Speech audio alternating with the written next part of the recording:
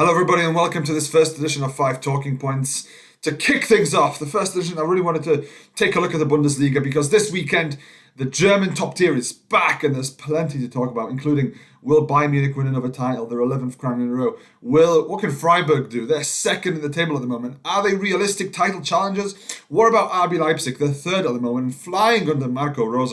What can they do in the second half of the season? Also, Borussia Dortmund, what is happening with Borussia? Can they close the gap? They are 9 points behind Bayern Munich before the start of the second half of the season.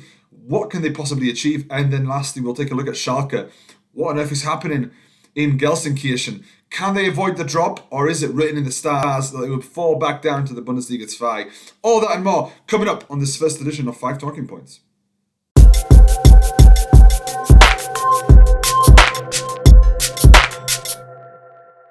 Will Bayern Munich walk it? It seems to me like we ask ourselves that question every time we get to the halfway point in the Bundesliga season. We always fill ourselves with this, false sense of security. Oh, well, maybe Borussia Dortmund can challenge. Perhaps RB Leipzig can get something going. And it never works out. For the last 10 years, Bayern Munich have won the title relatively comfortably. 8 points last season was the advantage.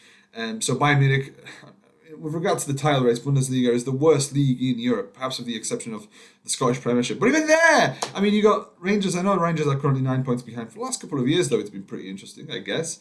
In the Bundesliga, though, it's been pretty tedious. And what about this season? Well, things are heading in the same direction, let's be honest. Because the second team in the Bundesliga at the moment are Freiburg. They're 4 points behind. Can we expect Freiburg to keep a pace? Well, Christian Streik's men have been excellent, let's make no bones about it. But can they realistically keep going? This is a Leicester-esque story, isn't it? And not quite perhaps as big, but Freiburg have been developing for many years. But for them to potentially challenge for the title would be an incredible fairy tale story. And let's face it, realistically speaking, they will drop off at some point, surely, right?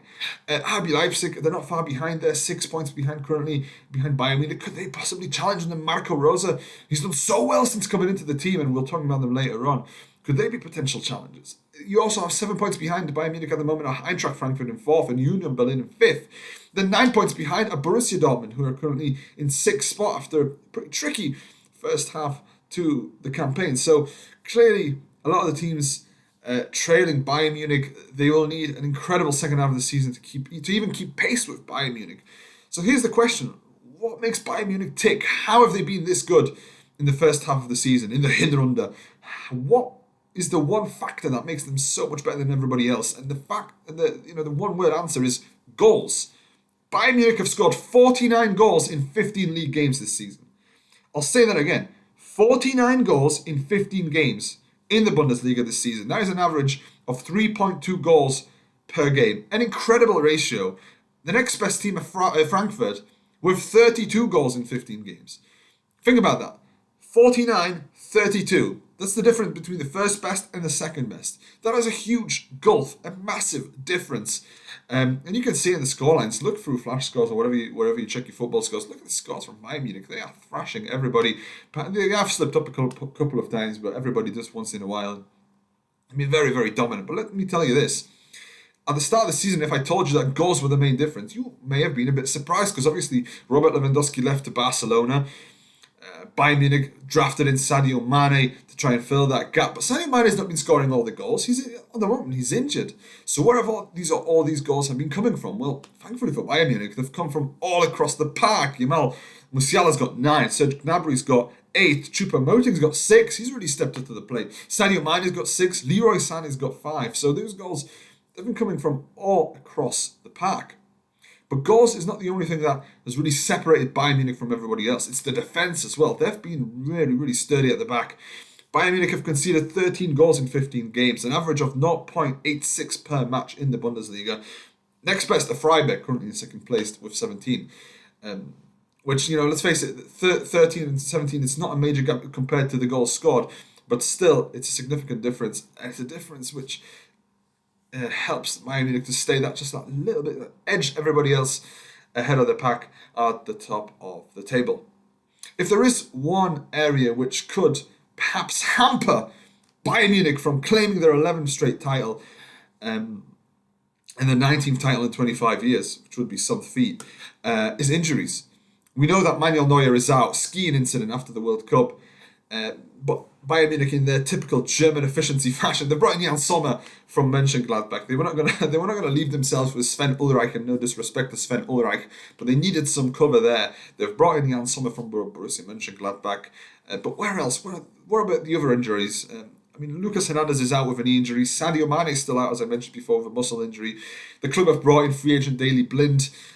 So, with regards to injuries, I think they can cope. I think they have enough firepower in their squad. I think they've got enough to pick from in the squad to fill those gaps while those players are injured. So unless more players go out with injuries, I think Julian Nagelsmann will be absolutely fine. He's got enough strength in depth to keep going, to keep that title charge going, and perhaps, you never know, even challenge in the Champions League. One area I really wanted to focus on is Friday's game against RB Leipzig, because let's face it, if Bayern Munich are to be stopped in any way, the teams below Bayern Munich, will have to start taking some points off the Bavarian side. They'll have to start picking up some wins, draws, making Bayern Munich slip up at any point they can. And this Friday is pivotal. What a game to start, by the way, the Rückrunde. RB Leipzig in third place, Bayern Munich top of the table over in Leipzig. Is there any way that Leipzig can stop them? Well, if they won a title charge, they will certainly have to do that. But here's the thing, Bayern Munich don't drop points against the top teams in the Bundesliga. Their only defeat this season came against Augsburg, who are 14th. 2 of their 4 draws this season have come against teams in the top 6. They beat Frankfurt, who are in the top 4, 6-1 earlier this season. They beat Freiburg, who are second, 5-0 earlier this season. They already beat Leipzig 5-3 in the Super Cup at the start of this campaign. They're on a 10-match winning run. So, looking at the situation as it stands, it's looking bleak for title challenges. And it's looking really strong for Bayern Munich. But, you never know. The next 8 days will be really interesting, because Bayern Munich are playing Leipzig and then FC Köln and Eintracht Frankfurt at home. While they should beat FC Köln, it's that game against Frankfurt and that game against Leipzig which looks really interesting. And I think we'll learn a lot from those 2 games in particular.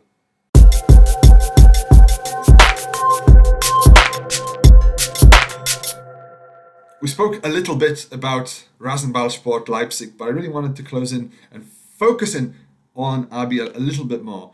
Because it's interesting, they start off the season, and if you remember, they had 1 league win in 5 games when the Bundesliga season kicked off. Domenico Tedesco was given the boot, he was sacked. Marco Rose comes in a day later, and the man who was sacked by Borussia Dortmund last season, in his first game as Leipzig boss, plays against Borussia Dortmund, beats them 3-0. Nice little bit of revenge, but that, by the way, ladies and gentlemen, is how you get back into football management. What a way to mark your return. And it's incredible how fate deals its cards in the game of life. It really is fascinating. But he comes in, beats Dortmund 3-0, takes the team from 12th to 3rd, wins 7 from 10 league games, suffers just 1 defeat.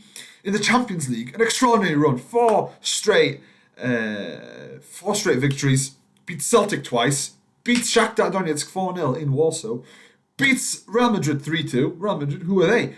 Absolutely smashes everybody to pieces. Leipzig are unbeaten in 13 games now across all competitions. Rose has won 12 of his 16 games in charge. He's absolutely flying. The team is flying. Rose, interestingly, has got a 75% winning rate. So everything is so far looking very, very promising for Rasenballsport Leipzig. There seems to be an interesting link between Rose and teams owned by Red Bull. He was in charge of Red Bull Salzburg over in Austria a few years ago. From 114 games, he won 81 of them, 71% winning rate, and he's really replicating that here in Leipzig. Really enjoying a great start to the season. And I know it's just a start, but he ended up winning two league titles and a cup in Salzburg. What can he achieve here in Leipzig? We'll see over time. But as things stand, things are looking very, very, very promising. Interestingly, Rose is from Leipzig. He played for Lokomotiv Leipzig, which was the original team from the city. Lokomotiv Leipzig are now down in the 4th division. RB Leipzig are the representatives in the Bundesliga. Let's face it, they are hated in Germany due to the fact they've been fast-tracked from the lower German divisions to the Champions League football, pretty much with cold hard cash, with money. They've been fast-tracked through the pyramid, through the system. They are truly hated in Germany as football teams go. But anyway, if Rose could, as a Leipzig man, take RB Leipzig to the title, that would be some story. If he is to do that, though, I believe that there is one key man who could really help him achieve that, and that's Christopher Nkunku. He has been the chief protagonist for some time now at Leipzig. Last season, 20 goals and 13 assists. This season, he's already scored 12 goals and he's got 1 assist to his name. Don't forget, he suffered that injury just before the World Cup, so Rose really needs him back ASAP if Leipzig are to have a realistic shot at the title. But he's not the only top man there. They've got the likes of Timo Werner, Emil Forsberg, so this team has a lot of talent. Question is, can they keep up their recent momentum and take it into the second half of the season?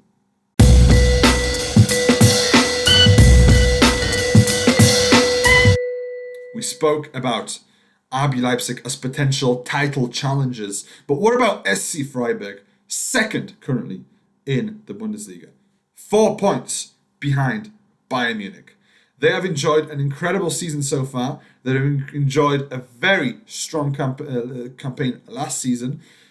Generally speaking, Christian Streich, the manager, is an unsung hero of the Bundesliga. He is an unsung hero. He is a hero of Freiburg. This man is Freiburg. He lives and breathes this club. He's been the head coach since 2011. He's been through a relegation. He's been to the Europa League. This is the third season he's been in the Europa League. Not consecutively, by the way. He was in the Europa League, then relegated, then came back, then ended up place in the Europa League again. The team dropped off a little bit, and last season they came back into it again.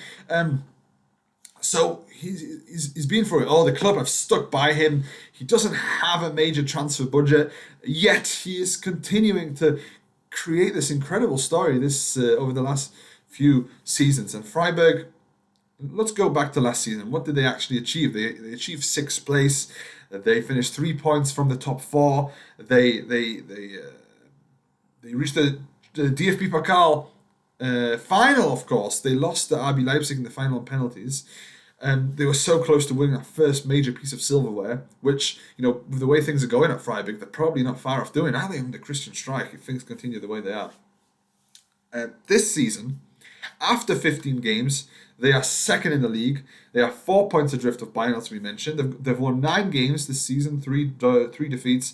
They've got the second best defense, only conceded 17 goals. Only Bayern Munich are better with 13. They're through to the last 16 of the DFB Pokal this season. They're going to take on Sandhausen later on in the campaign. They're unbeaten in their Europa League group, by the way, which they have finished top of. They beat Nantes, Olympiacos, Karabag. They're through to the round of 16 of the Europa League. So it's an incredible season. When you think about the resources that club has, it's really a spectacular achievement. And it's not over yet. We're only halfway down the season. Things could get even better for Freiburg. They've never had 30 points after 15 games in the Bundesliga. And the fans are dreaming of Champions League qualification. They could achieve it. They could certainly do it. Top scorer, Vincenzo Grifo, has scored 9 goals this season. He's been really impressive. The defence has been impressive. The partnership of Christian Gunter and the likes of Matthias Ginter, they've been really strong. They've not really lost many people in the winter transfer window so far. I stress that point. There's still a few days to go. But, Kevin Schauer is gone, but he was quite, injury prone. Hugo CK is gone, but he was on the bench. Kevin Schlotterbeck as well. He was on the bench. He's gone. So there's a chance. There's a chance of Champions League football. Challenging Bayern Munich for the title? Hard to say. I doubt it. Surely that the run of results will end soon, right? With the resources they have, the lack of strength in depth, but you just never know. There's always a chance. Christian Streich, when he was asked about Champions League football, by the way, he said, "I can't give you any serious answers." That was what he said to a question about qualifying for Champions League football. Clearly, he's not a big man. He's not a man of hope. He's a realistic man. Well, here's what Lothar Matthäus said. Lothar Matthäus, World Cup winner, said there were always surprises. Why shouldn't Freiburg succeed? And he's got a good point. But here's the thing: Freiburg are playing Wolfsburg in their first game in the Rückrunde. If they beat Wolfsburg, who by the way have won 4 in a row, so this is a big game, they'll be a point away from Bayern Munich if Bayern Munich lose to RB Leipzig.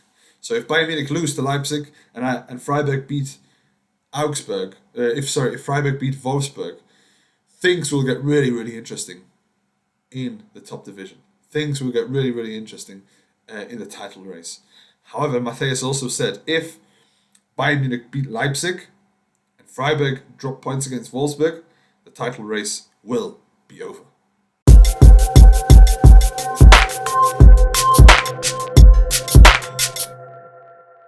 We have spoken about RB Leipzig, we've spoken about SC Freiburg. So the question is, what about Borussia Dortmund? I mean, they have been the main title challengers to Bayern Munich for a long, long time. So where are they in this conversation? Well, it's been hard for Edin Terzic and his side. It's not been easy. The first half of the season, complicated, not everything going their way. Some of the results, it's not all doom and gloom, but it's not been great. There's a lot to work on, but there are positive signs. But let's get into this because Edin Terzic, he was in charge on an interim basis not that long ago. He won the DFB Pokal, if you remember, during his interim spell. Now he's back in charge. During the summer, he brought in Karim Adeyemi, Nico Schlotterbeck, he brought in Niklas Zule, and Sebastian Haller, of course, who hasn't played competitively yet due to his testicular cancer diagnosis, but more on him later, because he has returned into action. But yeah, 8 wins and 6 defeats in 15 league games for Borussia Dortmund this season. The last 2 games are in defeat. They lost to Wolfsburg 2-0 and Mönchengladbach 4-2, which is primarily the reason why they're 9 points behind Bayern Munich. If they would have won those last 2 games, the situation would have been far more rosy. Instead, they're 2 points behind the top 4, they're 9 points behind Bayern Munich, and yeah, on paper things are looking tricky. But here's the positive signs. Borussia Dortmund showed a lot of grit against the likes of Bayern Munich last season. Do you remember that 2-2 draw in the Der Klassiker in October? They were the last team, by the way, Borussia Dortmund, who stopped Munich from winning in the Hinrunde. Since then, Bayern Munich have won all their remaining league games. Another positive, the likes of Jude Bellingham, the likes of Moukoko, they've been excellent. I know there's a lot of talk about transfers, leaving, whatever, but purely as football players, they've been excellent, absolutely excellent. If you're looking for a bright spot in this, for a positive spot, a positive aspect of this Borussia Dortmund team, it's those young lads there. They have been really, really good. The captain, Marco Reus, back from injury. He's only played 9 games this season, believe it or not, but he's back from injury. He could make a real difference in the second half of the season, and keep an eye on him because, yeah, he could make a difference. Another player we need to speak about, Sebastian Haller. As I said before, the testicular cancer diagnosis at the start of the season. Terrible news, but he's come back strong. He's recovered, and he played in a friendly against Basel not that long ago. He came on in 30 minutes of action. He scored a hat-trick. He replaced Royce, came on, scores a hat-trick. And let's be honest, if he can replicate the form he showed in Ajax the last couple of seasons, this man can be a real threat. And Borussia Dortmund, you know what? If all the pieces fall into place in the second half of the season, it's not all over for them. They could still pull something special out of the bag. Keep an eye on Borussia Dortmund, is what I'm saying. Borussia Dortmund are obviously through to the last 16 of the DFB Pokal still in the cup. They're playing Bochum. They've only lost 1 game in the Champions League group stage. That was against Man City. They finished second in the group. They're through to the knockout stage. They're going to play Chelsea, which will be an interesting encounter in Europe. They play Augsburg next. They play Mainz after that. They play Leverkusen. So that run of 3 games, I really think, could tell us a lot about how things are going to go for Borussia Dortmund in the Rückrunde. Augsburg are 14th. Mainz are 10th and winless in 4. Leverkusen are down to 12th and have enjoyed a tough season. So if Borussia Dortmund come out of the blocks, win those 3 games in a row, I think they could start really building some interesting momentum ahead of the second half of the season.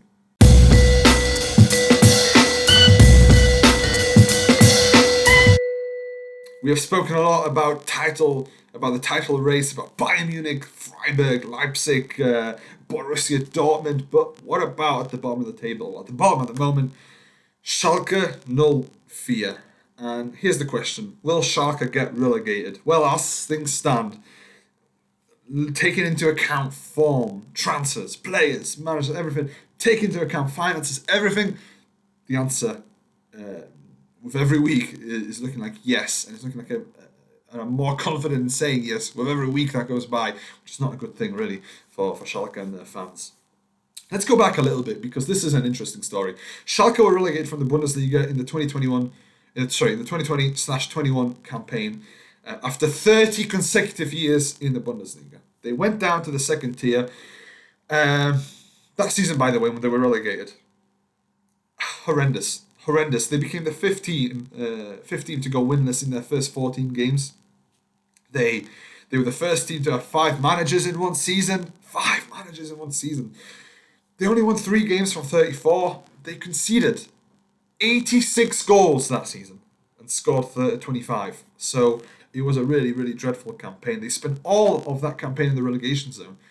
They started off with an 8-0 defeat to Bayern Munich and never got out of the drop.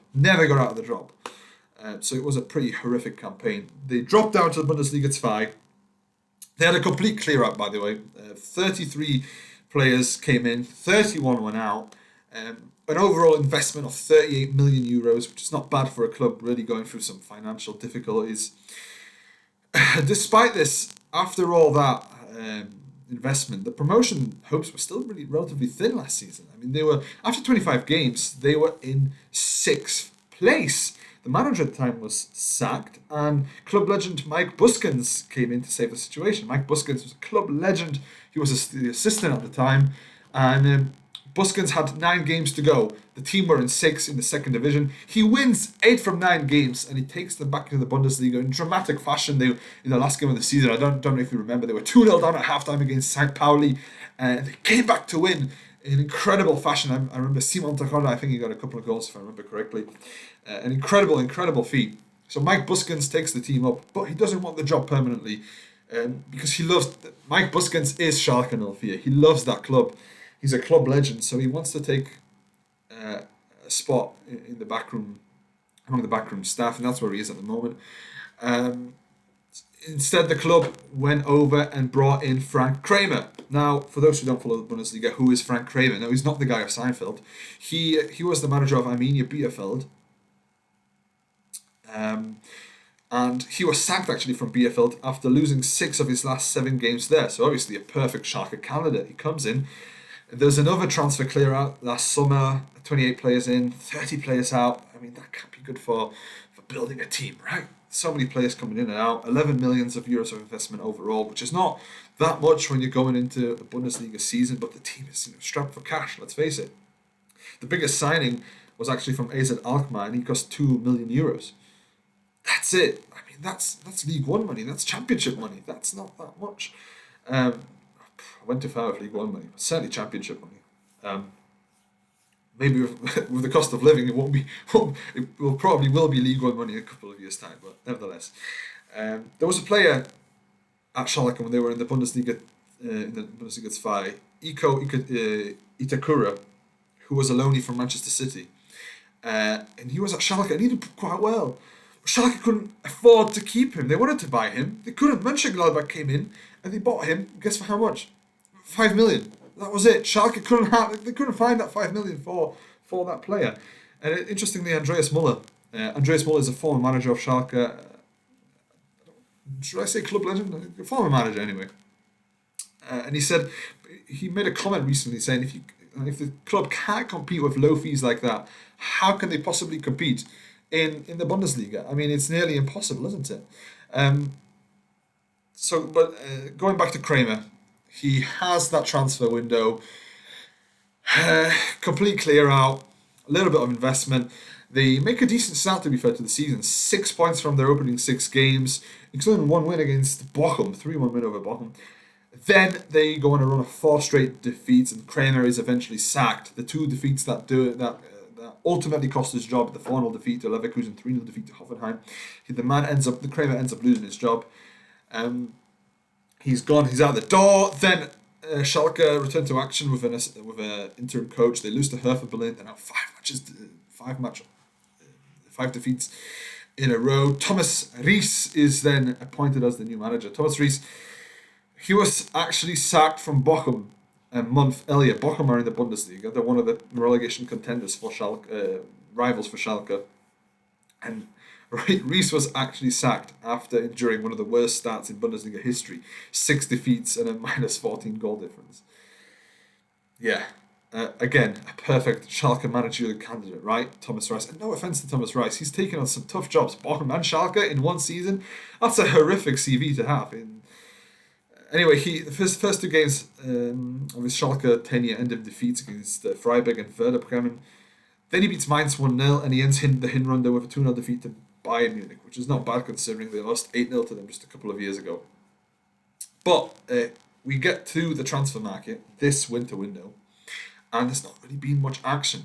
Bochum, who have since overtaken Schalke since the departure of Reis and since Reis' appointment at Schalke, coincidentally, Bochum have overtaken them. They've signed a couple of players on loan, Augsburg, who are in the relegation fight, they've spent 4 million euros. 4 million euros, which might not sound like crazy money to, if you follow football, you watch your Bundesliga, your League Ones, your La Ligas, 4 million euros might not sound a lot, but that's what Augsburg have spent.